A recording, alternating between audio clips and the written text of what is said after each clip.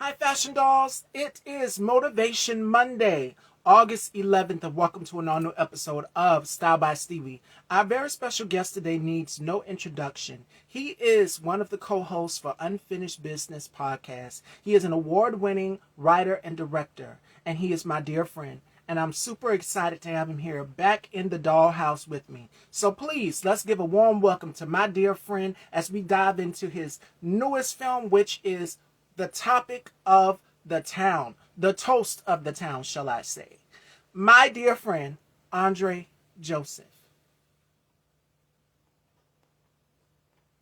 And welcome as you come in. Welcome, welcome, welcome to the dollhouse if you're just coming in.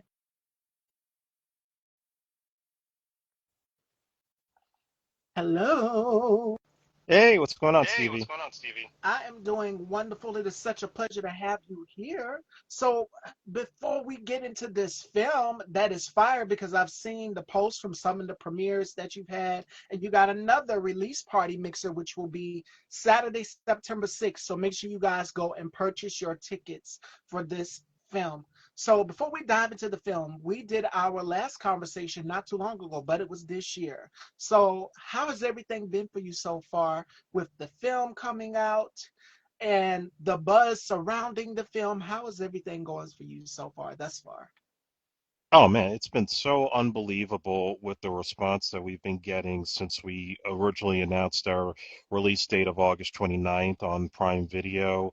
And I've told people this is of the three Vendetta films, really the best one we did because we threw everything in, including the kitchen sink, and there was just no topic in this movie that was off limits, down to not just continuing our characters' arcs as they evolved, but getting into some timely things about politics and just the state of the world. So I really wanted to say a lot in this film that I really think gives it a substance that we never really tapped into before. So it's been really amazing with the response we're getting. And I'm going to you know you're my dear friend and you know that I absolutely love all of your work. And you know my favorite is Dismissal Time, but this right Oh here, yeah. this is on a whole nother level. Last Vendetta, you what you just touched on, and we'll get into that later. But I want to touch on your film first because this needs to be talked about. You are absolutely, and you know my favorite quote, and you guys, if you're just watching, and one of my favorite quotes is from Nina Simone, and she says this: an artist's job is to reflect the times that we're in. And Andre, I want to give you your flowers for that because you do an outstanding job on reflecting the current state that we're in, the climate. We'll get into that later. I'm holding off. Oh But yeah. I want to talk about this because you do it so excellently. How was it filming this masterpiece? And did you have any idea that The Last Vendetta will be talked about everywhere? Because I've seen the press run you did for this, and you still got more press coming along, including next month, September 6th. So, did you have any idea, sitting and writing and creating this masterpiece, that it would be such a success that it is today? Well, when we released the second movie, it was during COVID, right? So we didn't really have the opportunity to go out and promote because we're all in the lockdowns. Oh, And yeah. I was writing this script with my co-writer Chris Carullo, who's also in the film as Miller, as we were in lockdowns, and we were just bouncing off of different ideas, and we were just taking inspirations from real life cases involving the DEA. We took inspirations from what was going on in politics, and we just kind of like threw it all together into this melting pot of a story that we knew going in that this was going to be planned to the T. So, the other ones kind of like we kind of knew what we wanted to do, but the ideas were so ambitious. We just kind of like went about doing it without really having a tight plan of how to execute some of the action scenes. Whereas here, I did a lot of research, down to the story ideas and how we were going to pull off the special effects.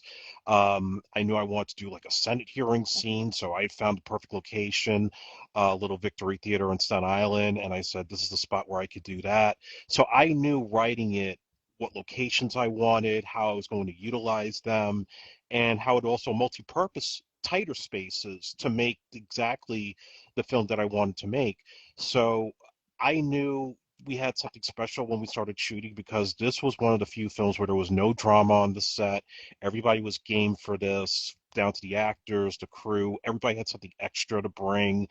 And I just felt comfortable after I had thrown it together and saw the response with our first screening last year at the Urban Action Showcase. We had something special. This really felt cinematic. So I spared no expense with this promotion that we're on right now. I mean, even like Pix 11 News here in New York, who I've had some contentiousness with, managed to even, do our press release. And that was such a huge moment to see that was getting attention on a local basis. And, talking to you, talking to people at Action Magazine, it really does get the message out there of what we're doing. It's not just we're working with small potatoes. We're really trying to make an impact with the limited resources that we have because Hollywood these days is pretty much trying to give us the same regurgitated nonsense. Some of it, which is good, but there's a lot of it that's just more or less the same, nothing new, no innovation, no craftsmanship. And that's something that I hope to change with my work, with this film, with Dismissal Time, and a number of projects that I have in the works. And again, outstanding job. With little to nothing, you have used your resources. And there's a lot of filmmakers that are in the New York area. And I have family there. So they are using those resources, starting from scratch, building up from the ground up. What advice would you give to Black filmmakers in the New York area that are also looking to follow in your footsteps, Andre? Because you are a vet in the game. You have been writing and directing and producing for a very long time. So what gems would you give to them? Well, it's something that I thought about late last night. When I started out, all I had was the video camera that my parents got me for Oh, Christmas. I had to edit with, if you remember in the old days when we had VHS recorders, having to use the two VHSs to try to get the footage from one to the next to edit my assembly. So I was working with very archaic stuff in the late 90s. ooh, And now you look at today with what you could do with an iPhone, with the come a long programs that way. are available. Yeah, everything is accessible now. And even I know AI is a bit contentious, but there are things right now with AI that if you use the right way, you can make a studio blockbuster without any money. That's how crazy it's getting. And so I think that you should use what you have, not break the bank, regardless of how much money you have to spend. Even if you have to get favors from friends, from people who have businesses to shoot in your locations, utilize what's around you in your environment. And more importantly, make sure that you have a compelling story to tell, whether it's a comedy or a drama. People want human connection. That's what separates us from the major studios that just put out the same old Oh, yeah. commercialized IP.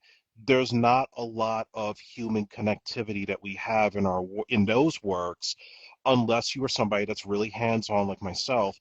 You're passionate about the story you want to tell, and you want your performances to be able to connect to the audience in a very visceral way. Absolutely. Absolutely. And you know how I feel about the character connection, being able to relate to the characters in some sort of way where it's personable to me, where it's sentimental, and we're the viewers, the consumer sitting here watching, like, oh my God, I've been through this. Or I know a family member who's been through this as well, too. So, I mean, it's amazing how filmmakers are able to capture that in real time because they have experienced it on their personal terms as well, too. So shout outs to you again, Andre, for highlighting and making sure that you cover every aspect of everything in your film. So with that being said, will there be a sequel?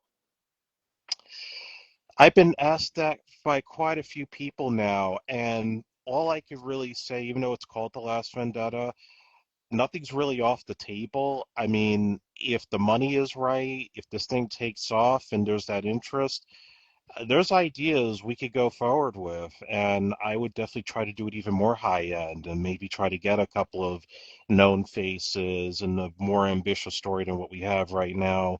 So, not off the table, but right now I'm like, I've done three of these already, and then there's just like other like original ideas that I'd like to really tackle right now. So we just have to stay tuned. With that being said, and if you are, make sure that you're going and supporting Andre. We need to be supporting Black filmmakers more than ever. And to see Spike Lee out here still supporting filmmakers in the New York area, because he's where you're at, and my family's at in the New Yeah. York area. So many filmmakers that are coming up, and it's important that we pour into them as well too. So make sure that you're donating to them. It was Mara Brock Akil, who is the creator of Girlfriends, and she started off producing and directing on the Jamie Foxx show, and then she later on went to do Girlfriends and so many other shows as well too. Everyone wants a Girlfriends movie. And she said this, well, if you want it to happen, we got to find a studio, we got to find a pitch, and there's a lot that goes into that. So if you want a sequel to The Last Vendetta, you're going to have to pour into Andre Fashion Dolls Hmm. and make sure that you're going and supporting him. Unfinished Business Podcast, make sure you're going to the film premieres. September 6th is the releaser for this project, this masterpiece. Make sure that you guys go and invest into Black filmmakers if we want to see the representation on screen, because we know a lot of studios have capitulated. If you know, you know. We'll talk about that Hmm. later. But make sure that you are going to support Black filmmakers out here as well too. With me, you don't have to send me a penny. As a creative, as a host of a platform, you don't have to send me anything. All I need is you to share, repost, and y'all have been doing a magnificent job of that. Mwah, chef's kiss, because I see my voice and I hear it everywhere. I could be doing an audio panel. I've been doing a lot of audio panels with my colleagues. Shout outs to my colleague Alvin Tit for Tat, this and that. And then we have another panel, 6:30. Make sure you guys tune in. We're going to discuss all things political. I'll do it briefly here with Andre. But make sure that your guys are going and supporting creatives. It takes money. If you want to bring the vision to fruition, it's going to take money. And as it pertains to the technology aspect, when you said, oh, we have to whip out those old cameras, you know what you made me think about, because my mother did it yesterday. You guys know my sister passed away in 2018, and her birthday would have been June 29th. My mom has the audio cassette of the phone call that she made with my sister before she passed, and she captured it on recording. And she said that's the last voice anything that she's had with it on it. I have video Hmm. footage of her, but it was when I was doing, we would put together fashion shows for the community, and we would all dress up and pull clothes for each category and do it for the neighborhood and stuff like that. That's the only thing that I have of her, but actually hearing her voice, my mom has that. And so we had to go through cassettes to find out which one has her voice and audio on it. And my mom said, good thing you got a good memory. So hold on to these things. They're precious, but we thank God now we're in a day and age where everything is so digitalized. Now we have AI, artificial intelligence, which is scary because how we're talking right now, they can pick up your voice. And this is what Janet Hubert from the Fresh Prince of Bel-Air was saying, that you make sure that you protect your likeness. If you didn't get permission for anybody to use your voice on anything, that's a lawsuit. Hmm. Just plain and simple, that's a lawsuit. So we as artists, as filmmakers, as directors, as creators, we have to make sure that we are protecting our likeness. My voice is very distinct. You know I do a plethora of different voices. One minute it's like I'm growling. The next minute when I speak it's like I'm growling. It's a southern thing. I don't know what it is. Yeah. From all the way from Texas to here in South Carolina. It's the Geechee. One of my guests that I had last week on the show. Shout outs to Dr. Debrina. She's one of my newest sisters on the Girl Talk panel, which we'll be talking about it later at the end of the show. You guys have seen the flyer. But she said in Charleston, y'all have, in South Carolina, y'all have this Geechee thing. A little bit of it. My brother's all the way in Charleston. I'm in another part of South Carolina, but we do have that southern growl when we talk. It's like, I can't describe it. But yes, it's very distinct. AI can pick it up easily, and they've done it to the artists who went on and passed. And y'all know I'm a big Prince fan. Hmm. So it's going to be kind of hard to capture his likeness because his estate is not playing.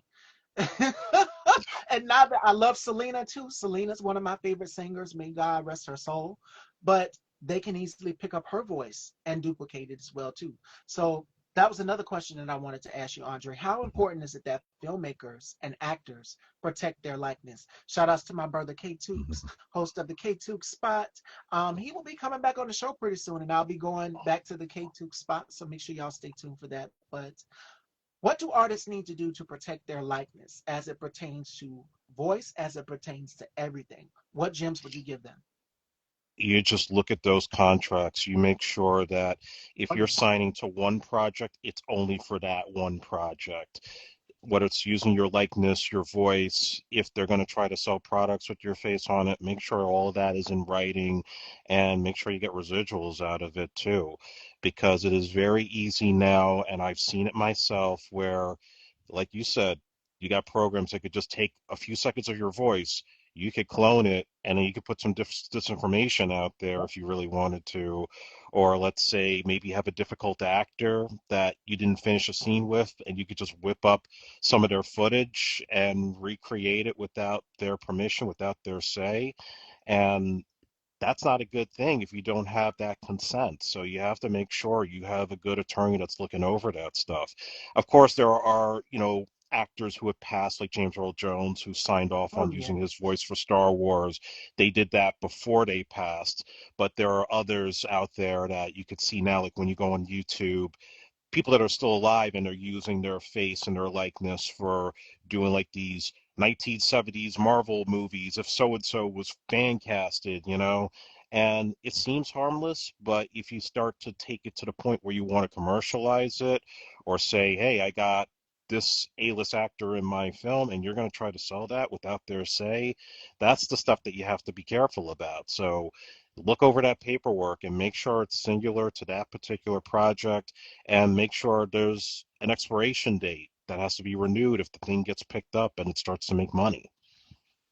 Yes, absolutely.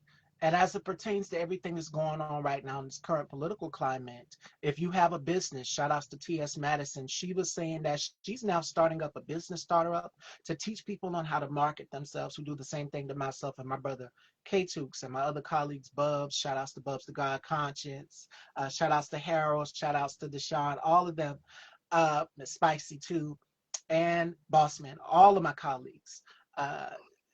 We were talking about basically protecting your likeness, and that's what T.S. Madison said. Trademark your stuff.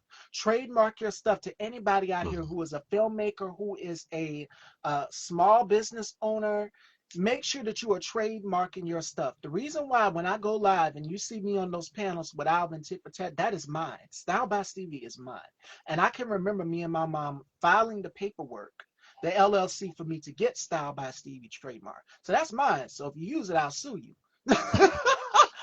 and rightfully so, because there is only one Style by Stevie. There's Yeah. only one Miss Stevie, and there's no other. But make sure that you are protecting your likeness, your likability, your brand. That was something that T.S. Madison was saying over the weekend in one of her past lives that she just did. And I think it was a few other people that were saying that as well too. Don Lemon, you know how he is about using your platform and being vocal. Hmm. Use your platform. Make sure if it's a platform you want to keep, say for instance, I want to go by Jazzy J's. I want to name my platform Jazzy J's. If it's a restaurant or something and I'm doing a podcast also after it, make sure that you are trademarking that. Trademark your stuff, because trademarking, LLC, registration for your business, all of that is key and crucial if you want your brand to grow. And I'm trying to be the Black Paris Hilton. Okay.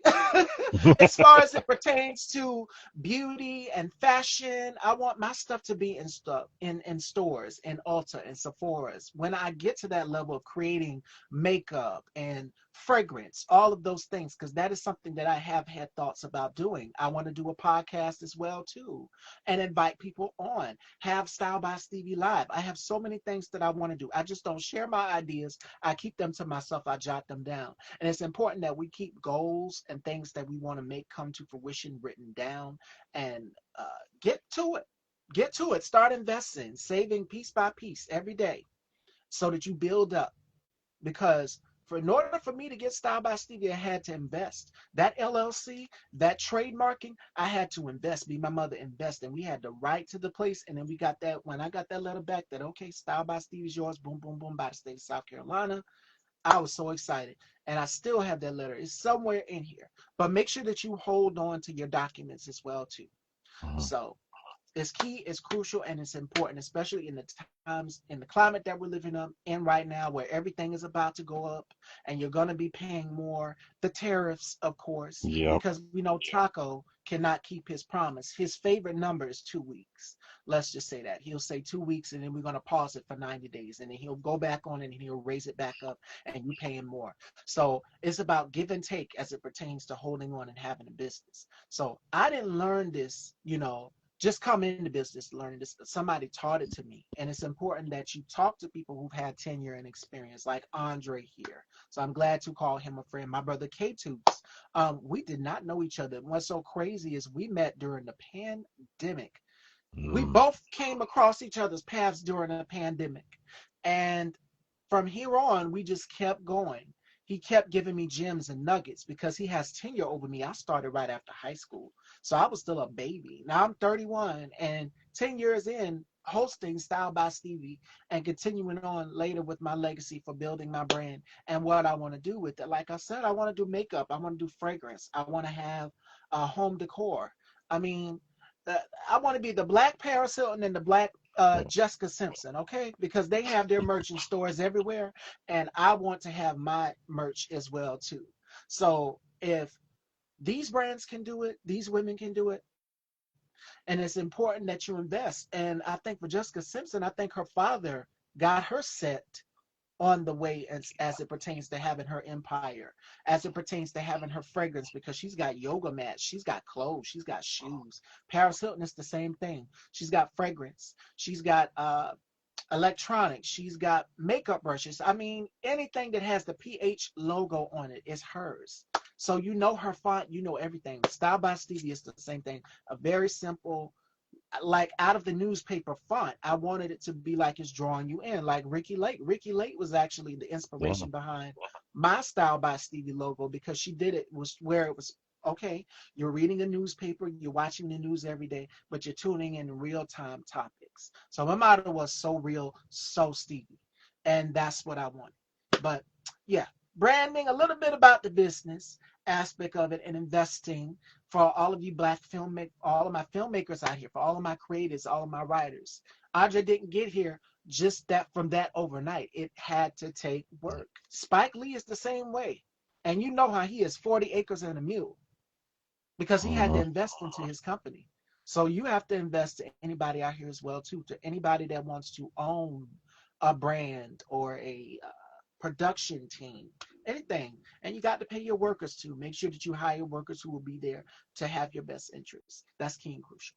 So I just wanted to close off with that. And make sure you guys please go and support this amazing brother underneath me. September 6th is the releaser for The Last Vendetta. So make sure you guys are going and investing in Andre and Unfinished Business. We need to support black podcasts, black filmmakers, everything. 100%. Okay?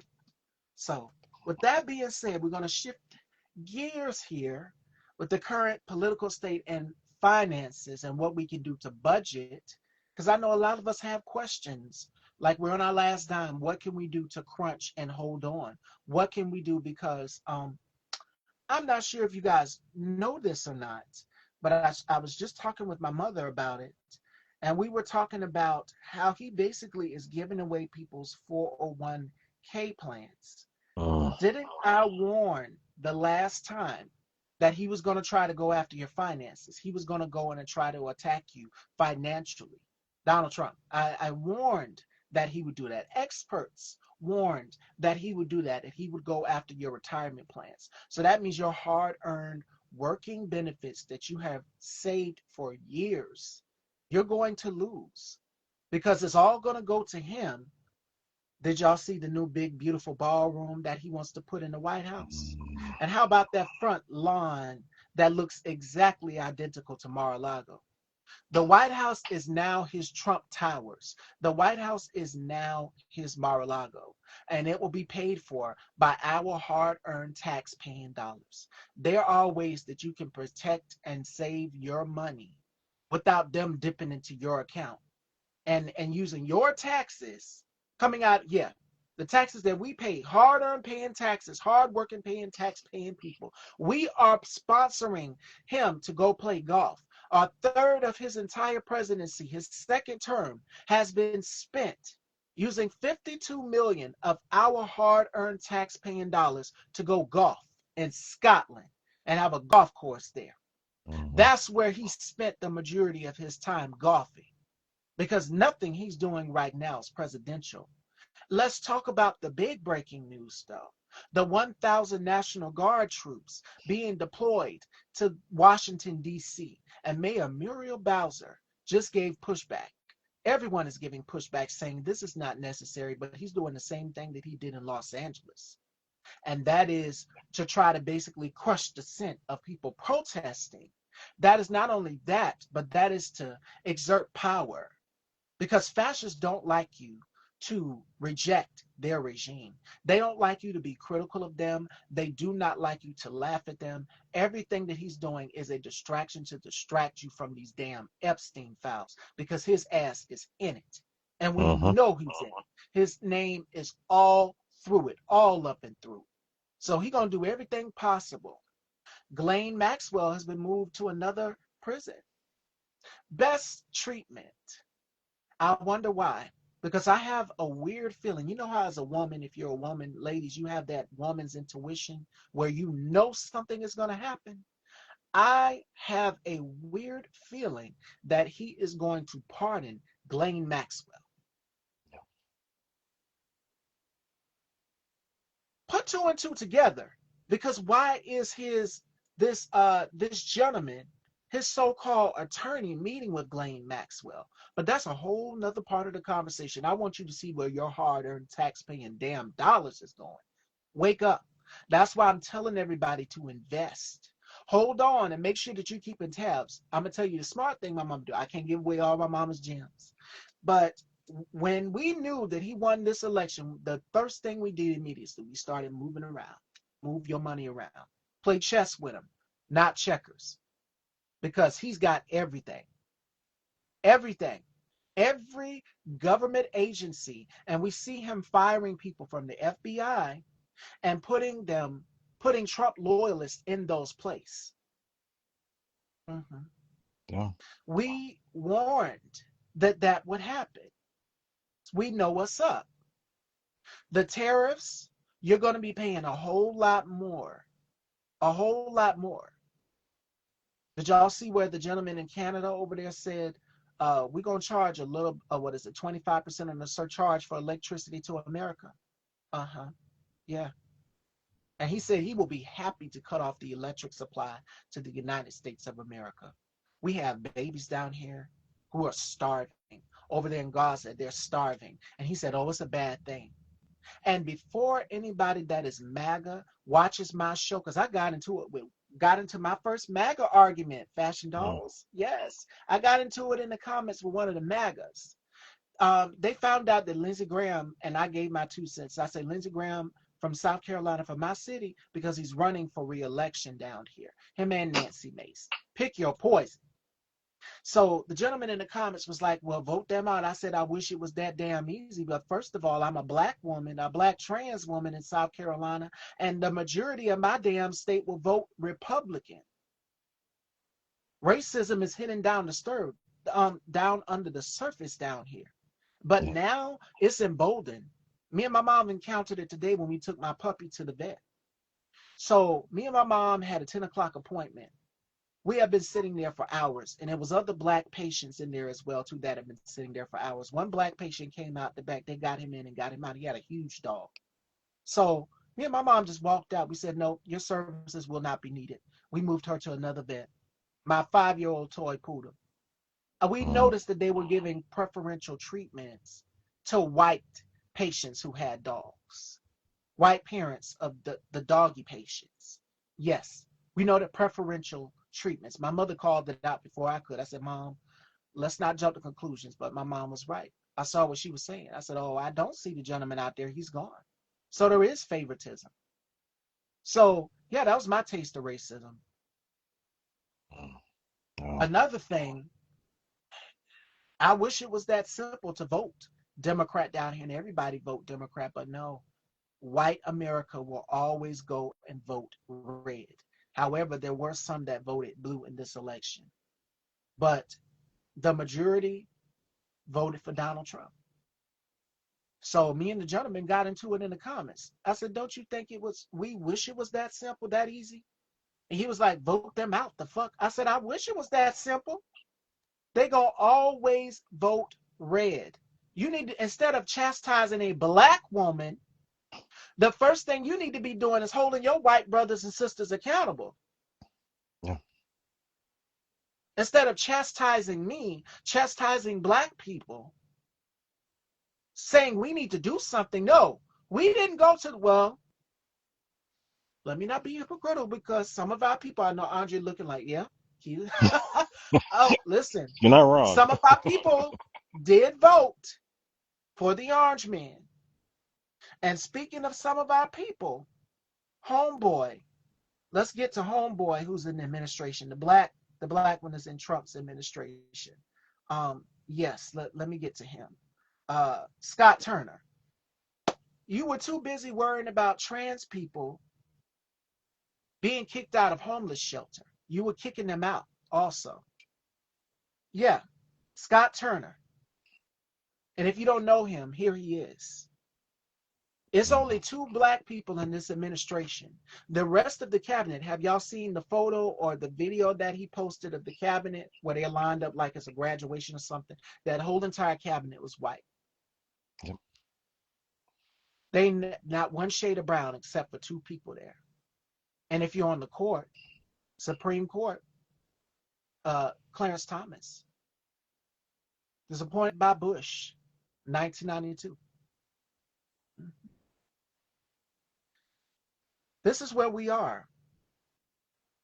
And when Homegirl was pressing Scott Turner, he was clueless as to what it means to urban housing development.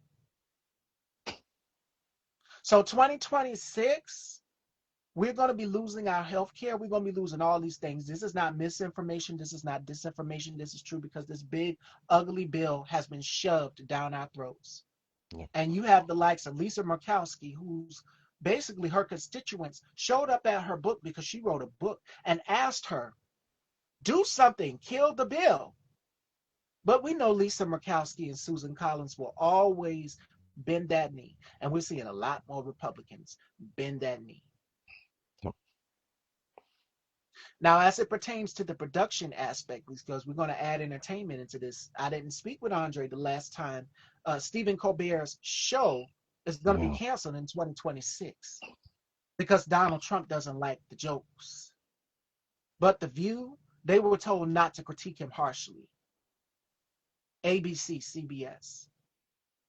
They let go of Terry Moran for critiquing Stephen Miller and Donald Trump in this administration. And threw a hissy fit because South Park got it right. Yep. And they're refusing to bend the knee to you. And you want to go after any outlet that critiques you. Well, you're going to have a challenge on your hands because I'm gonna have you fighting like hell towards me. You is not going to win. You are losing every court case out here. So we know you watching, Donald, you punk pussy ass bitch. Hear me and hear me real good. We don't give a fuck what you think. And I damn sure ain't afraid of you because you love to attack black women. You got the right sister right here today. You tried to go after Letitia James in New York and have the DOJ. This was about retribution for him. This whole run was about retribution for him. Yep. It wasn't about the criminals. There are no criminals in D.C. And in fact, crime has been down since 1969. And y'all can't argue with facts. You know every goddamn thing that I'm saying on this platform is true. You punk pussy ass bitch. You love to attack women. And then you went after Jasmine Crockett. And you asked her, see, Andre, he loves to, we're smart. And see, what he loves to do is call us low IQ. Mm-hmm. You punk pussy ass bitch. Your daddy paid your way into college. You are a 79-year-old draft dodger. That's what you are. And you got a drunkard in charge of the military, Pete Hegseth. And I'm a tear into your ass too, Champagne Pete. If I had 2 bottles, I would bust you upside the head with them. You don't think that women should be serving into the military. You don't think that women should have a voice. We should not be saying anything. Guess what? This is not the Handmaid's Tales. And if you think that you're going to beat women into submission, you got another thing coming. I'm going to let Andre chime in and give the financial aspect in a minute. But I had to get that out there because it bothered me. And yeah, I'm going to tear their asses up some more on my colleague's platform at 6:30. Make sure y'all tune in. But this is where we're at right now. They're trying to take us back to like the 1940s because Trump was born during Jim Crow. His granddaddy owned prostitutes. Let's talk about that. Uh-huh. His father was a well-known Klansman who attended a Klans meeting in 1927. We're not talking about that. And now you got this eyeline wearing motherfucker that's next up for president, J.D. Vance. The Heritage Foundation's Project 2025's darling. He wrote the foreword for Project 2025. Hear me when I tell you, this is a white supremacist, authoritarian regime, and this is what we're living under right now. Now, this is not the half of it. Now, Donald Trump also said he's going to do this as well, too. He said that Pete Hegseth said that they're going to deploy more troops into Washington, D.C. For what? There's no crime there. The only crime that's being committed is coming from 1600 Pennsylvania Avenue. Now, this happened overnight where they're deploying federal troops and police and through D.C. for what? There's no crime being committed. Oh. And he says that homeless people are turning D.C. to a wasteland. No, you want to know what the wasteland is? You, Donald, you're using people's hard-earned tax-paying dollars to go play golf and cheat at it. You couldn't even hit a straight stroke. You're cheating in golf, and you cheated on your wives with porn stars, too. We didn't forget. The same way Still your ass doing is it. running and ducking and dodging from the Epstein files. Oh, yeah, if they're young, blonde, in their 20s, perfectly, they're his type. But you just like your boy, Jeffrey Epstein. You like him young, too. Mm-hmm. So whatever's in these files that your ass don't want coming out, the truth is going to be revealed one way or another, because trust and believe, there's a garter snake in the camp. And you know how I know? Because the first administration, as soon as they left you, the beans was spilt. So there's a garter snake. I don't know who it is, but there's a garter snake in your camp. So you might want to be careful who you give information to, Donald, because it can leak to the public somehow. Oops. We called your bluff. We know what's up. And we know that you're rigging the 2026 midterms by all of this gerrymandering, and you want to lock up Democrats because they're breaking quorum from Texas, and they broke quorum in 2021. But the real crime was January 6, 2021. Why didn't you call the national troops in for that then? But you're okay with chaos. You're okay with white supremacists burning down this country. And not only just white supremacists burning down this country, but let's talk about these KKK flyers that are being posted around town as well. Mm-hmm.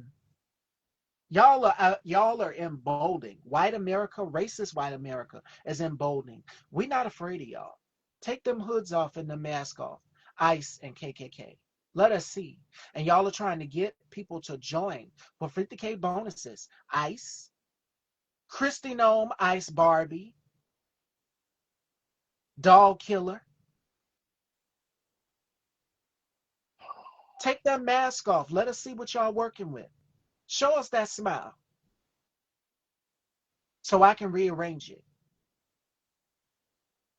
Because if y'all think that y'all gonna put black people back into the fields and the plantation, and if that's the fucking case, you got another thing coming. And we will resist, we will overthrow this fucking government. Because we don't bow down and surrender to king. We got one king and his name is God. Well, and the other king, his name is Denzel Washington, but that's a whole other story.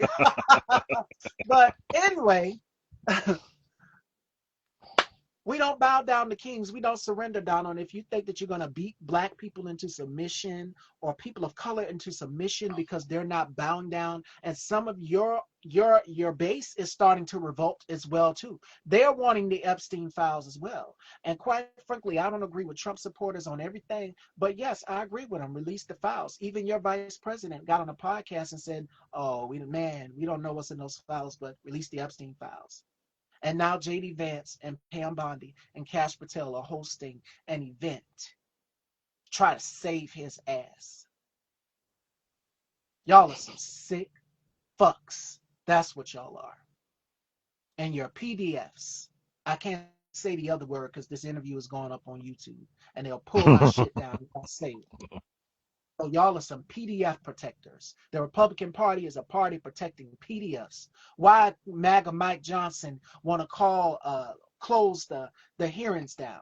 You want to close Congress down so that y'all don't have to vote on releasing the Epstein files. You're doing everything possible to protect this man. We know this man is a predator. He is a convicted felon, convicted of sexual assault. 34 counts of it. And pay E. Jean Carroll her money.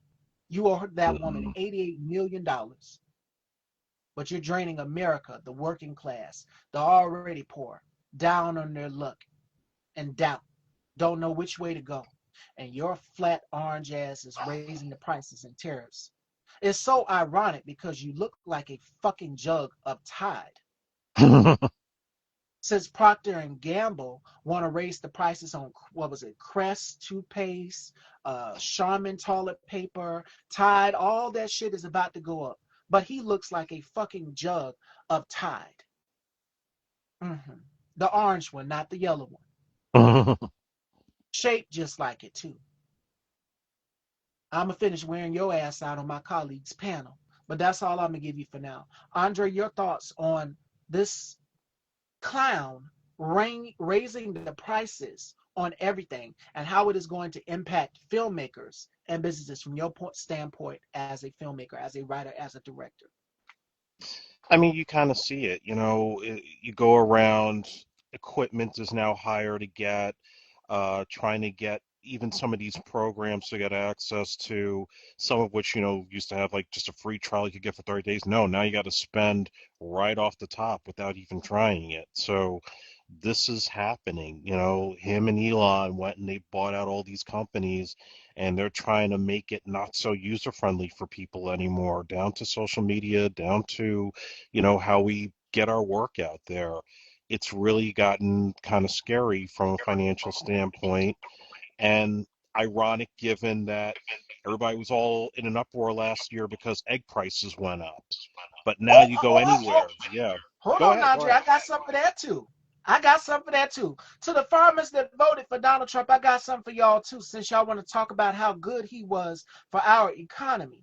Farmers say that their crops are rotting in the fields after ice raids. So better get out there and start picking those potatoes. Better do something or more crops going to rot. How's your harvest going for you? And like I always say on my colleagues' panel, and I'm going to keep saying it every time, how's those eggs tasting for you now, bitch? Y'all might have to be the ones go out there and take y'all's asses and sit on some eggs and hatch them. Y'all got me twisted. And y'all thought that he was going to be good for the economy. How? How's the price of bacon? Because that was something you also wanted him to lower the prices on. But how's your harvest going? To the Donald Trump voters, you didn't vote for him for no goddamn economy. You voted for him because you hate the same people that he hates. And then for him to blame it on trans people, the nerve of you. We're not the cause of things going up. And then your supporters, did y'all see that Jubilee with Mehdi Hassan? And how he sat there? This is what we're dealing with. It's no more playing nice and fair with them. They are not decent people. When they become like Hillary Clinton said, they need to become what did she say? They deprogrammed, Yeah, deprogrammed. where they're reasonable and they need to they can sit down and have a decent conversation with you, then I'll talk with you. Like what did they call her? Insurrection grandma, the woman, I can't remember her name. She came to her senses. I like her. And how she came to her senses and said, wait a minute, this is wrong. And I think she also voted for Kamala. So how about that? Yeah. January 6th happened. And as much as he wants to try to wash it away, did y'all see how he took away certain parts out of the U.S. Constitution on due process and habeas corpus? That means if you serve time, if you did time, or anybody, well, anybody who's, being locked up or falsely accused of a crime they didn't commit or anything and being charged without due process, do y'all know what that looks like? It's just like Tom Homan said. I could be walking down the street and my skin color, because I'm already a dark skinned black, tall, 5'7", but if you saw me, tall, presenting trans black woman who's very curvaceous, I'd be viewed as a threat because of white supremacy has taught us that what happened even during slavery, colorism, darker skin in the fields, lighter skin in the house. And if you were lighter skinned, that means master got to you faster. You'd be able to carry his baby. And guess what else? You bet not tell either. Uh-huh. It's about So trying to Tom, get just like subservient again. Tom Homan said that they can easily pick you out based off of your physical appearance. They're literally kidnapping people, disappearing people off of the streets because of their physical appearance. And Tom Homan, I hate to say this, I know I'm gonna get some backlash for it. I don't feel bad about your family getting threatened because you knew what you signed up for as it pertains to fighting and working with ICE. He hired you. And you're drilling people, drilling down, cracking down on breaking families apart. It's heartbreaking watching these videos. Some of these mothers are watching their husbands being taken away, their children being ripped from them. They're also taken away and they're pregnant, being mistreated in these facilities. Don't get me started on the concentration camp, alligator Auschwitz. It's Huh. not Alcatraz, it's alligator Auschwitz. And if you know about Nazi Germany in the 1930s with Hitler, you know. It's a Yeah. concentration camp. So to Scott Jennings on CNN, fuck what you talking about. I get sick of seeing your ass. Every single day we tune into CNN, you got something dumb to say.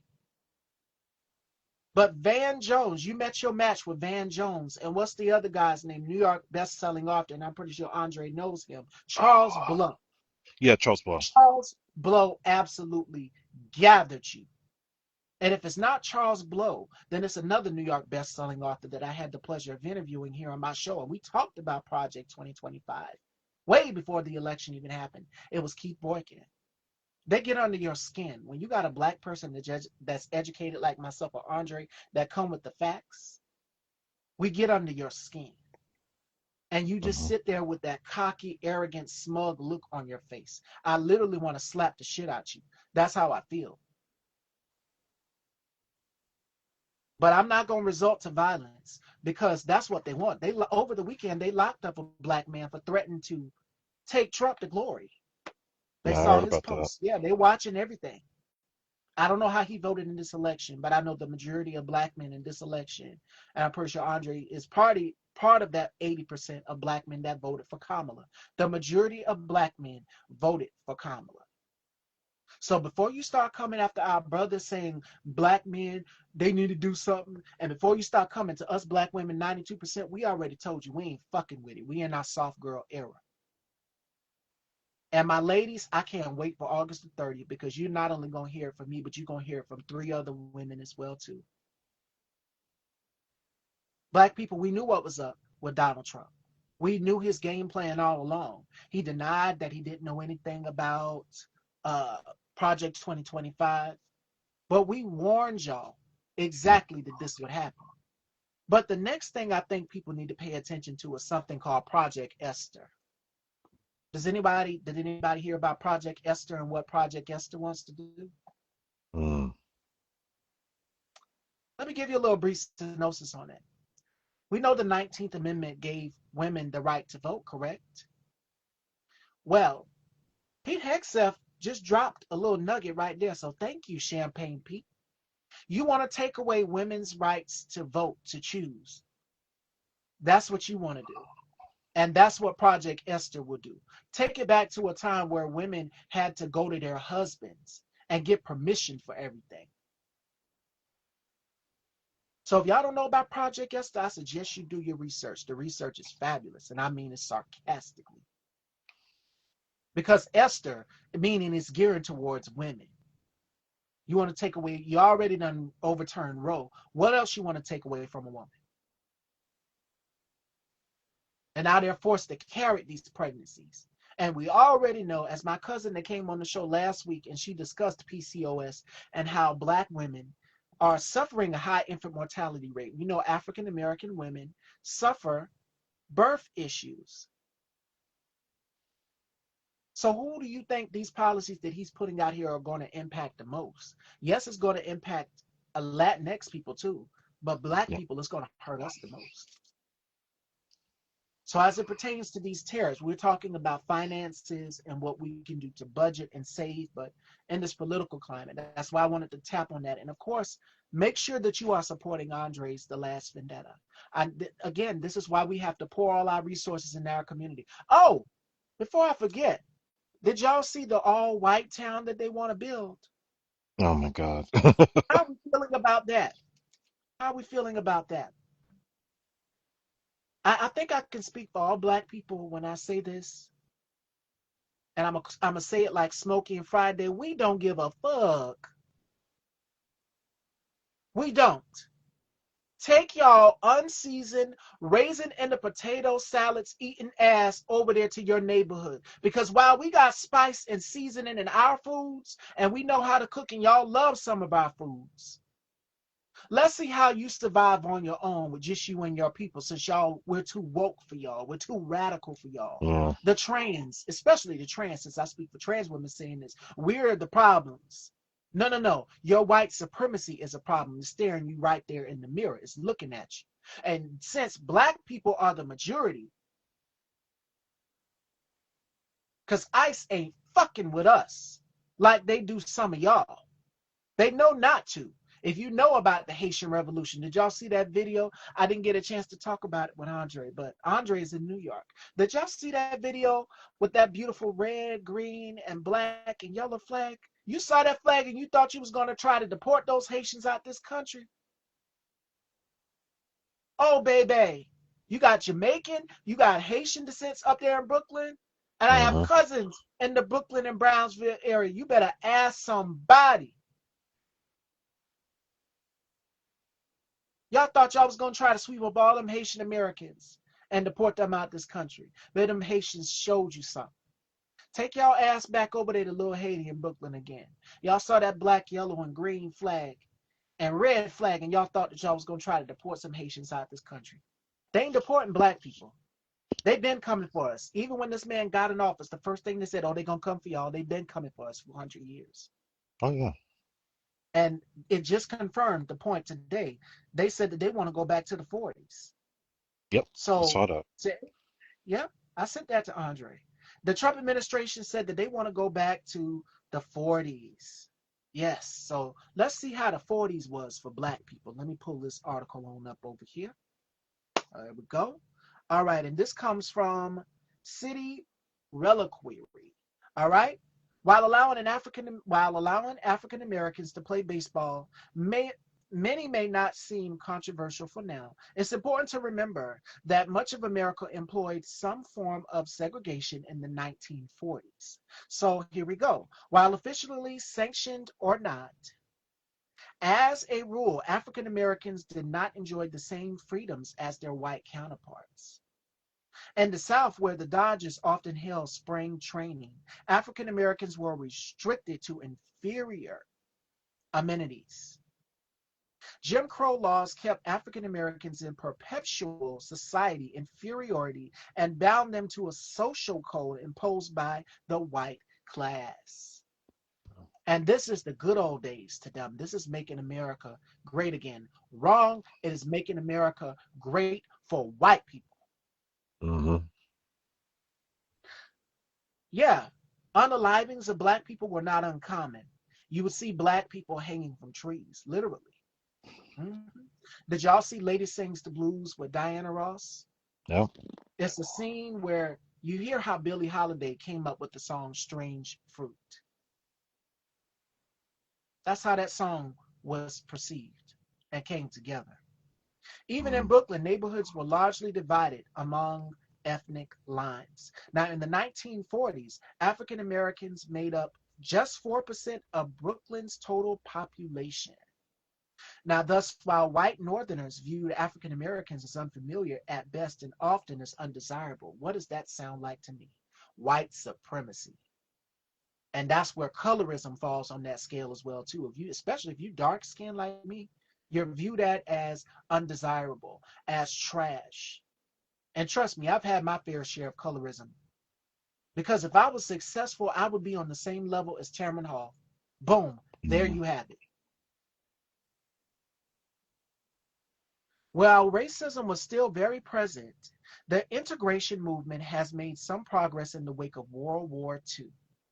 America had just witnessed black and white soldiers fight together for the same cause. And what is happening to our military right now? You have drunkard, punch bowl drunkard, Pete Hegseth trying to erase the contributions of our black soldiers. Remember how they tried to erase the contributions of Jackie Robinson when he first got in Yeah. here?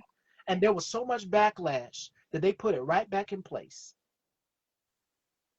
You want to pull out certain clauses of the Constitution that don't pertain to you because they don't believe in due process. They don't believe in you having your rights. So I say to everybody, and this is y'all's homework assignment for the day, go and try to get you a copy of the U.S. Constitution.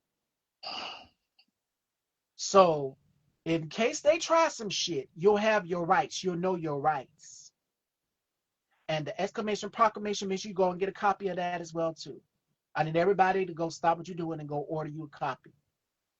Don't shop at Amazon. Don't go. I don't want to see no black person in Target or Walmart.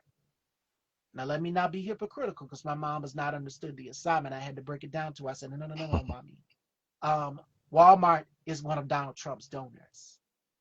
Target has bent that knee, and now they tried to get Kai Cenat as one of the blackface to try to get black people to come back and shop with Target. Essence Magazine, I'm pissed off with y'all because as a black woman growing up, that was one of my favorite publications to read. And Mm. I have a bunch of issues of Essence around my room here that I'm sitting in. But y'all bent that knee. We don't need Target as a sponsor. So when my mom asked me to go in Walmart with her, I said, no, I'm good. I'll go to another store. Support I black walk local business bookstores. absolutely. And that's if they don't try to close them down. Another thing, purchase you a bulk of Black History books, because that's another thing. Did y'all see where that man checked out? I think it was 100 books, and he all because he wanted to burn them. The same way they burned books in Germany. This man checked out a bunch of books and burned them. Some of them were queer history, some of them were black history, some of them were on women's history. Different genres of different marginalized groups. They don't want you to learn that, but they want you to celebrate William E. Lee, General William E. Lee, Confederate soldiers. We don't celebrate traitors in this country. We don't celebrate white supremacists. And we damn sure don't celebrate Christopher Columbus. If you think that we're going to celebrate white supremacists, kiss my ass. Because we're not.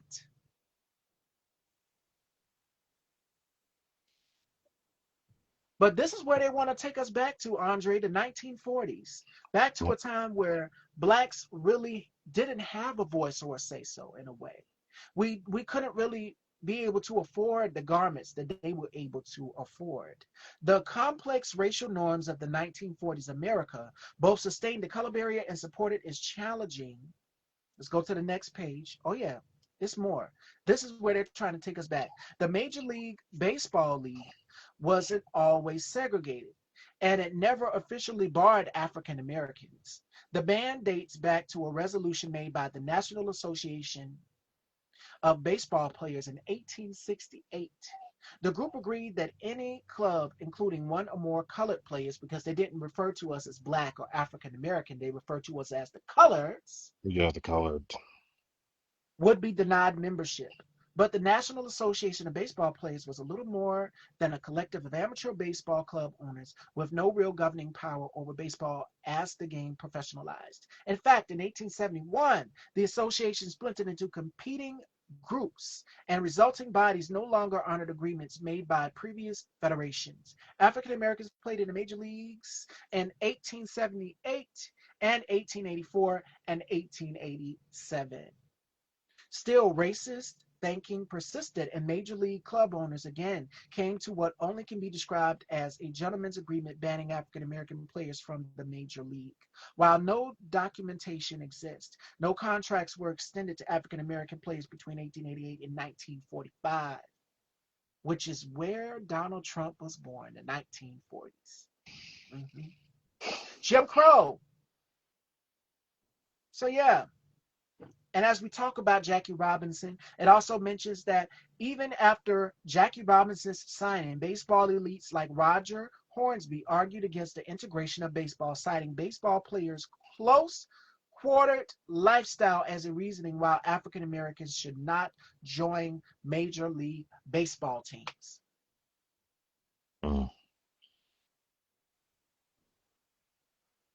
So when was America great for black people? In the 1940s.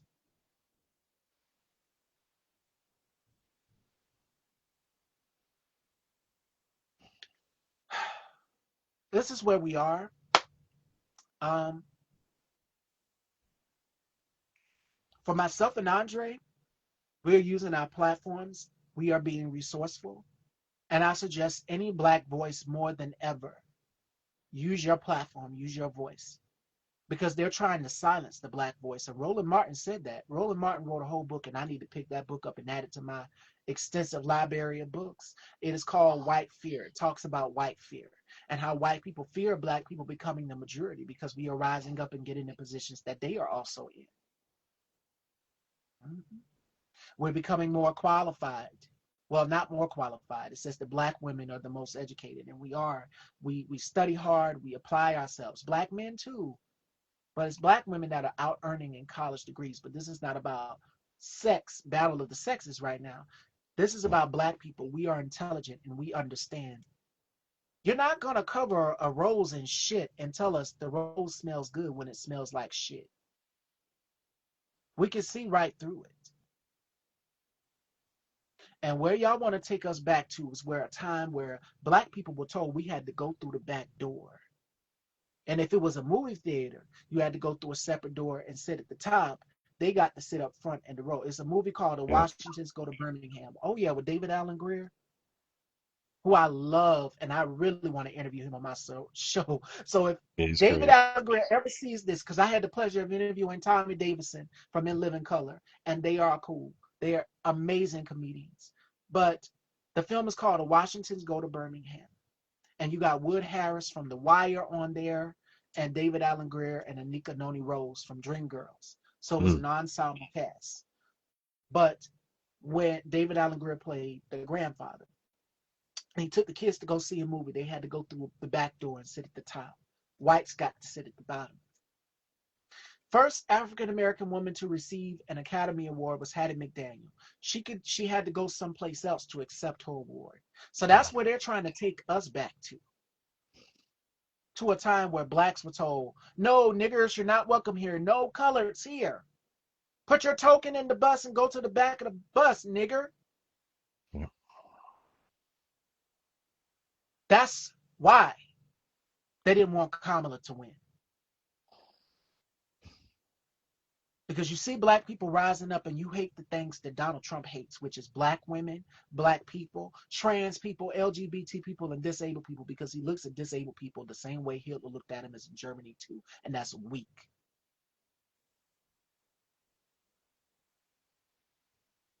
And the nerve of you, Elon Musk, because I'm not through with your ass either. Yeah. For you to hold an opening for this Tesla spot and have the nerve to block Tennessee official Justin Jones from entering when it's his provision. He is supposed to be there because that's his district. But see, this whole administration is about racism, is about white supremacy. And y'all have drilled into white people's MAGA voters, Donald Trump voters' minds that white is better. White is going to go down in history. It is better. It is pure. And black is looked at as less than. Latino and brown is looked at as less than. Any marginalized group is looked at as less than. Yeah. White is better. So build y'all white neighborhoods with y'all's goddamn unseasoned food. The food tastes bland as fuck. Build y'all white neighborhoods where y'all have no rhythm and Lord knows no blues. I'm a black woman, so when I walk in the room and that back is swayed out, baby, it's rhythm. Them hips move. Whereas y'all have to go and try to buy y'all's hips and inject some shit into you. I ain't calling no names, Kim K, because y'all have benefited off of the aesthetics of black women for years. Let's call a spade a spade. I'm fed up with it. I'm tired of it. Black women don't get to benefit from being black women, but y'all get to benefit off of the profits that of black women that black women should have. Y'all have no rhythm and no blues. The food is unseasoned, bland, raisins in the potato salads. Y'all can keep that shit over there. And we get the stares when we walk into an establishment and it's all white. Trust me, I've got my taste in liquor that. But there were some white people that would walk up to me, and the first thing they noticed, Andre, oh my God, are those your real nails? Because my nails are very long. Mm-hmm. There was a white lady, older white lady, and we were fixing food. It was an all-white establishment, but there were black workers there. And this white woman walked up to me. She said, are those your real nails? She kept staring at my hands. The first thing they go for is my nails, and then they compliment me. So, that yeah, because I'm a woman that you can't, that y'all not about to try to intimidate. But she walked up to me and she started saying, oh my God, are these your real nails? Da, da, da, da. But that's a whole nother conversation. We're not talking about nails right now. We're talking about white supremacy and how we go into these establishments and how they treat us and how they think under Donald Trump. Listen, Donald Trump can't protect y'all or save y'all from an ass whooping. Did y'all see the video of that white woman going on the porch with these two young men? And she said something about Section 8, went on their property, and her husband, this is in New York now, her husband is, what is it, the chief of police? He got fired too. All because of her going on the porch with these two young men. One of them laid her out on that floor. If y'all think that y'all gonna walk up on black people's property, intimidate us, bully us, and antagonize us and provoke us, you got another thing coming. This is not your property. This is my property. This is my house. And you set foot on my property. See, those were men. But see, if it was another woman there, if it was somebody like Jasmine Crockett, you wouldn't pull that shit with her at all. And that's why y'all fear her. And y'all want to lock up Jasmine Crockett. Y'all want to go after Letitia James, two of the most prominent, powerful black women in the world who are out here fighting for democracy. And y'all need to be thanking every black woman that's out here fighting for democracy. From Latifah Jefferson to Summer Lee to Jasmine Crockett to Letitia James to Fonnie Willis, who y'all tried to provoke and intimidate as well too. Mm-hmm. To Nina Turner. I can go on a black woman who y'all tried to intimidate, all the way to the beautiful black woman who ran for president and warned you every single thing that he said he would do, he is doing now, and that is Kamala Harris. And he wants to call for the prosecution of Kamala Harris. And another prominent black woman, Beyonce. When you come for the queen, I got to take my earrings off because that's a problem right there. Because we don't come for the queen at all, period. Now, Oprah, my bone to pick with Oprah is Oprah, your ass attended Jeff Bezos' wedding. Yep. In Venice, right? DJ Cassidy was there, Usher was there, and Leo DiCaprio with your failed disguise. We saw your ass there too. Gayle King was there also. And then days later, He goes after Gayle King.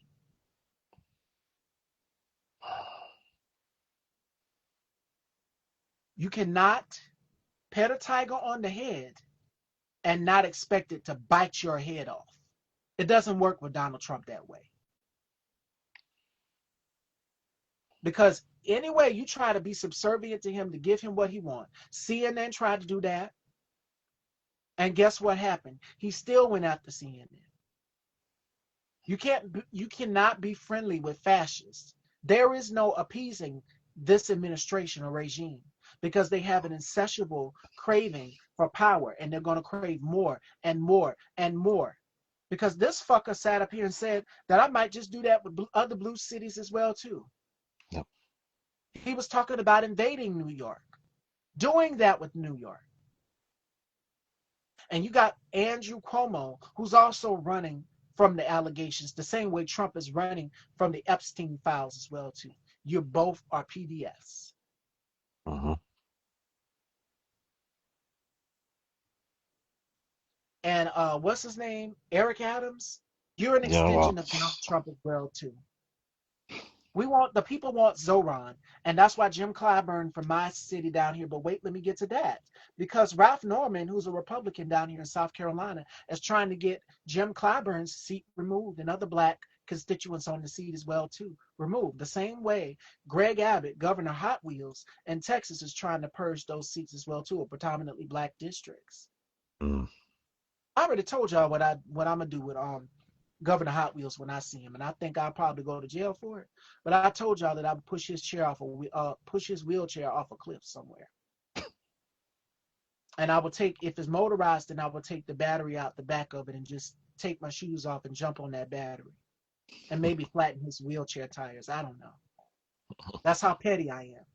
I could be diabolical and petty, but I choose to be reserved right now, because in this time, we as black people, we have to be reserved. We can't resort to what they resort to.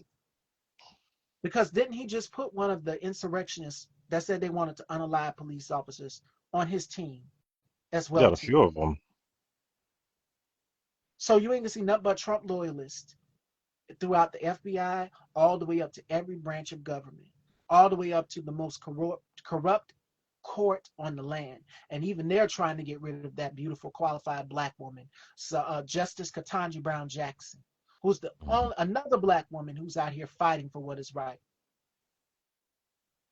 while the rest of y'all sit up here and bend and snap pictures with Netanyahu. We seen the pictures, some of the Dems out here with Netanyahu, and then y'all Republicans go out here as well too and snap pictures with Netanyahu. He's supposed to be going to Alaska Friday to meet with Putin. What did I say about Donald Trump? And it's a song from TLC's fan mail album called Silly Ho. I think they wrote that about Donald Trump because you literally are Vladimir Putin's and Netanyahu, Bibi Netanyahu's silly ho. You will bend that knee to them because you are terrified of them. They put the fear of God in you, and you bet not dare cross Vladimir Putin, your daddy, Vlad. Oh, yeah. Because you just might wind up falling out of a third-story window or poisoned or in some freak car accident, as we're hearing with journalists who critique Putin. Mm-hmm. You're terrified of them. They laugh at you. They play in your face. You are a clown. And you are a punk pussy ass bitch. And I'll never stop calling you that. Because when them drones flew over wherever it was, you didn't know what to do. You didn't know whether you was going or coming. And you sparked off a war with Iran. Mr. I can get the war ended in 24 hours. What happened to that? The Gaza landing strip, Netanyahu is a psychopath and a megalomaniac. So crazy meets crazy. Dare cross him and see what happens. You met your match. Fuck over him if you want to. Please fuck over him. Make our day. Now, just like how you took a walk on that roof, because you're talking about you want to build something on the top of the roof, the White House is now his Mar-a-Lago, his Trump Towers. And it's being spent and bought and paid for using our hard-earned tax-paying dollars.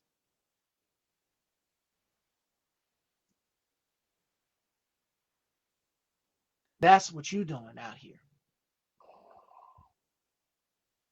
So, Andre, your thoughts on everything that he's done these past few days as it pertains to spending our money to fund his golf playing, to his golfing trips, and all of these things. They're living a life of luxury while people are out here starving.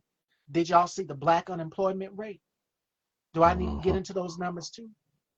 Because MAGA doesn't believe in the truth. They believe in what Kellyanne Conway says, alternative facts. But go ahead, Andre. I done talked enough. I think I done. I'm gonna save the rest for 6:30. 6:30. Tune in. Well, yeah, there's so much to absorb, but what I will say, I'm going to make it a little bit personal, just from the film standpoint and then what's going on, and even for me personally. So there's a subplot in The Last Vendetta that actually involves a corrupt senator from Alabama, and Ah, my character's boss is supposed to get confirmed to this position on the president's cabinet, and this is the one guy that's holding everything up. So there's this very tense hearing scene that I encourage people to check out when the movie comes out. But what I tried to do when I wrote the script was not just make it about the politicians playing up to the cameras, but you also see who the real villains are, which are the people that enable these politicians with funding their campaigns, keeping their seats, just so that they could get their leg up. They have their, puppet strings on power so that oh, they can enable themselves financially and from just the standpoint of controlling policy. And my boss's character is somebody that is incorruptible, that will take a stand to power, but they try to silence him, which is a big part of what the film is about. And I know for me personally, I'll relate to something that happened to me recently where, there's a project I've been trying to get off the ground for quite a while, and we thought we had a contact with someone that might have been able to help us with the funds. But as soon as I told them that, well, I'm also going to be acting in it, they tried to shut me down. And granted, I may not be a named person, I may not be Michael B. Jordan, but it was just flat out, oh, they're not going to fund what you're doing. They're not going to support what you're doing.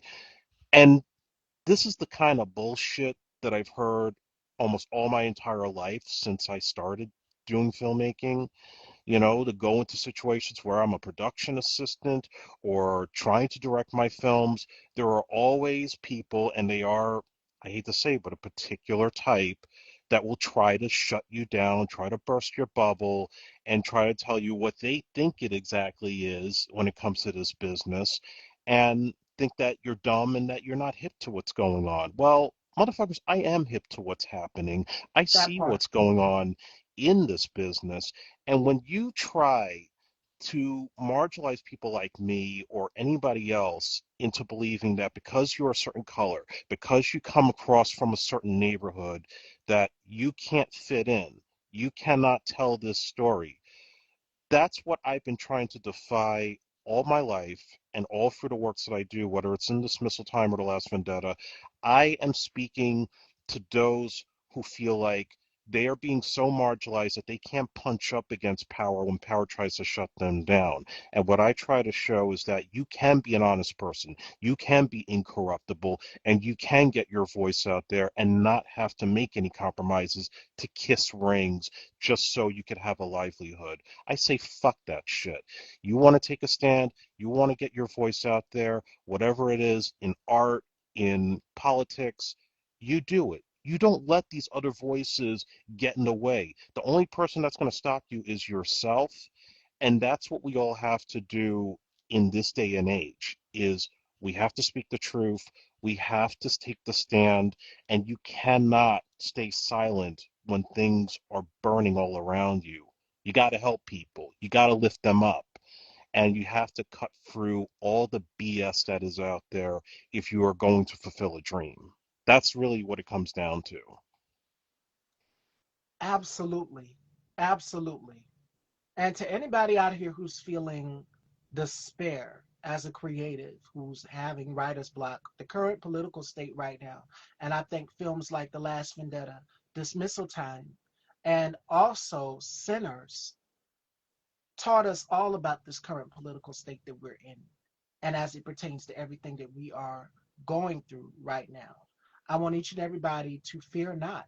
Get out here. Now is the time to create. You saw what Ryan Coogler did. He took lemons and he made lemonade with sinners. And now it has topped so much in the box office, right along with Black Panther and Wakanda Forever. So Yeah. you got to take lemons. The same for Andre, my friend here, who has taken lemons and made lemonade. And I want each and every one of you, if you have a platform like myself, because I'm not bought and paid for by big corporations. Hey, CBS. Hey, ABC. This is all by me doing this independently. Fashions, hair, makeup, everything bought and paid for. I mean, you don't have to send me a dime. And I tell my supporters that. The only thing I ask you to do is subscribe. Head on over and subscribe to Style by Stevie. Make sure that you are supporting my amazing guests, supporting their projects, and my viewers. They do it 9 times out of 10. And I see some of y'all following Andre. I see some of y'all Hmm. following Real Life ATL, which is an LGBT Black platform, supporting Greg Ruffin. Shout outs to Greg. You need to be supporting anybody that I have on my platform who is out here doing something, because that's solely why I created Style by Stevie, so that every voice that is marginalized is heard. So, to anybody out here who's feeling like, oh, well, this is too much for me, I don't know what to do, grab your phone, grab your tablet, and get to work. Grab your iPad, grab whatever. Start writing your shit. Now's the time more than ever. Trump can dictators try to censor things, but you saw what South Park did. Yep. South Park, he tried to intimidate and bully him, but what got it to me was Ice Barbie had something to say. The one with the eyeliner thought it was a great idea, but it's very accurate.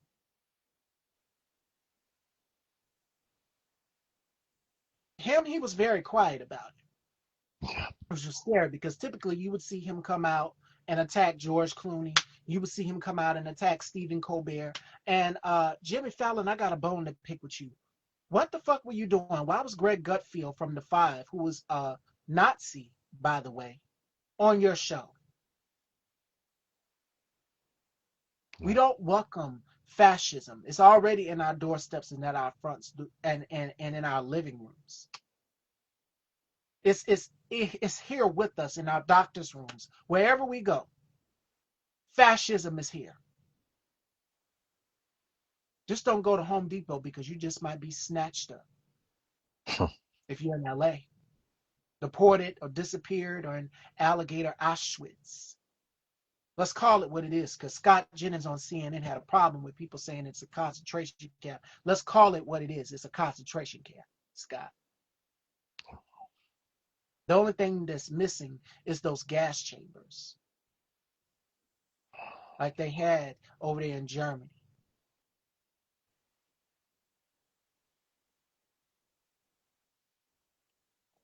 The corporate mainstream media, or any corporate big donor like CBS, ABC, Viacom, Paramount, BET, which is why I kind of, did you see where they canceled the Soul Train Awards, the Hip Hop Yeah. Awards? Because now we see the genetic makeup. After Bob Johnson sold BET, it hasn't been the same. So now TV1, which is black owned, you got amazing black woman, Kathy Hughes. We need to be supporting outlets like that. Yeah. That's how I got introduced to Roland Martin, because my father would watch him religiously. Well, it was on News One at the time. It was on News One, and then Roland Martin got his own thing going on right now, Black Star Network. We need to have Hmm. black news programs. We need to have black filmmakers like my good friend Andre here, AG. Make sure that you're going and supporting all of these brands out here, supporting every single black brand that is pouring back into the community that hasn't bent the knee. But as far as ABC, CBS, Joy Behar dropped a little nugget for us before The View went on break. Because right now it seems like all the talk shows except for Kelly and Mark are on hiatus. And you got the late night talk shows, yes. Hmm. But I'm not in mainstream, and I don't decide to have corporate media bend the knee and tell me, oh, you can't critique Trump. Fuck his feelings. Fuck that punk pussy ass bitch feelings. And we know you. We watching you. We know you watching, you orange motherfucker. We sick of you. I'm gonna tear your ass up some more on my colleagues' panel tonight. I ain't done yet. I got enough to go around. I'm a Scorpio. I can go back to back. I ain't done letting my stiletto off of your neck. Christy, you ain't off the hook. It's off with all of y'all motherfuckers' heads. Period. That's the type of energy that we need to have right now. You cannot be afraid of fascism. What is his 78-year-old ass gonna do to me with his balloon ankles? And what is Governor Greg Abbott going to do? Like Rep. Jolanda Jones said, you better, how you gonna come get us? That's another black woman on the front lines fighting for you. She's not afraid of you, and neither are black people. Black people are tired of the shit. We are intolerable. We sick of the shit. Y'all done beat us over the head with club sticks. Y'all done use horses to assault us. Y'all done during protests, and we protesting peacefully. I've seen the videos of that. Those days are over. And if you think you can walk up in black neighborhoods or any neighborhood, white supremacist groups marching through the streets, and y'all showed up with GUNS harassing black women, and then when black men, it was an armed black male, I can't say it, it's sort of like the Black Panther. These gentlemen showed up, the energy was different. Hmm. And then when the news anchor asked them, so why do y'all have GUNS? They said, well, if they can have theirs, we can have ours. What's the problem? Hmm. So black people gonna meet you with that same energy. You fuck with us, we gonna fuck with you. Other than that, go to y'all's white neighborhood on over here. Don't get me wrong, I love my white viewers. I love y'all. The ones that are not racist, I love y'all. This is not to y'all. But the ones that are out here supporting this orange fat piece of shit in the White House, I ain't got nothing for you. Now, my colleague Bubs to God, he will roll up, if you know, you know. He will get his trees and he will run you in circles and debate you all day long. He's got time. And we call him the leprechaun. So you know leprechauns are petty. They troll. He is very petty. Bubs will troll you. See, Miss Stevie don't got that kind of time. I'm too grand for that. I'm a queen. And queens don't debate with the peasants. We don't. I don't argue with MAGA. I just block you and move on. Y'all saw what Rayshonda said when y'all got up in her comments and y'all started harassing her because she was calling Donald Trump out. Or if not Rayshonda, you do it to Conscious Lee.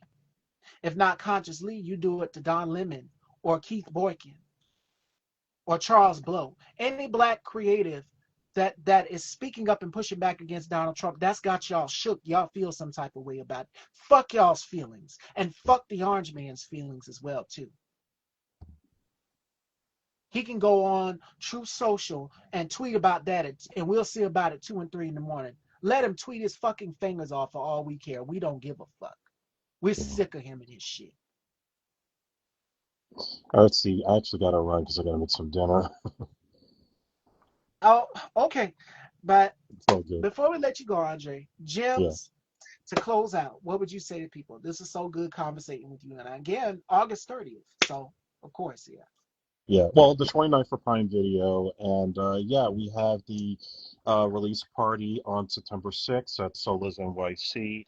You go on Eventbrite, get your tickets now, they're still available, and we're going to have prizes, special guests, we're going to have a little demonstration of one of our martial artists that's in the film. So it's going to be a very fun evening, and yeah, guys, don't give up. You know, it's a tough fight, but got to stay strong, got to keep it together, and, you know, don't sell out. There are people out there that want to push back on all this nonsense, and we got to make our voices heard. We got to make it heard, whether it's on platforms like what Stevie has or at the ballot box. Absolutely. And my dear friend Andre, I'm so proud of you. Congratulations on Thank this you. masterpiece. I can't wait to watch it, and it is always a pleasure chatting with you. And you guys can check out The Last Vendetta. Make sure you guys go and check it out. Also, check out Dismissal Time. Again, since we talked about education, we touched on a number of things. But I'm going to close today's show out with today's final thought, which comes from uh, Henry Demarest Lloyd, who is an American journalist. He says this: if our civilization is destroyed, it will not be by barbarians from below. Our barbarians come from above. So it is our mission to keep fighting and keep going. As Andre just said, fear not. The fight is going to be a long one. But I want you all to know that you have the likes of us using our platforms to do it. And I would encourage you to pick up your phone, do a video diary, how you're feeling, vent, scream, jump, shout, do what you have to do. But most importantly, remain vigilant. And I will see y'all tomorrow, Fashion Dolls. Joining me tomorrow, 50 Shades of Phil and Andre. Where can everyone check you out and follow you? Yeah, so on Instagram, it's ajepyx. If you go on my link description, my link tree is there, so you'll be able to follow me on Facebook and Blue Sky, LinkedIn, and you can even find the social media with the film as well over there. All right, Fashion Dolls, and I will see y'all tomorrow. And also catch Andre on Unfinished Business Podcast. Make sure you guys please go and check Mhm. it out. They talk a lot about film, filmmakers, and you can hear actors' perspectives as well to great interviews. So make sure you guys tune in. Very special thank you to each and every one of you all for tuning in Monday through Friday. I will see y'all tomorrow with 50 Shades of Phil. I love y'all and take care, Fashion Dolls. Okay. Till next time.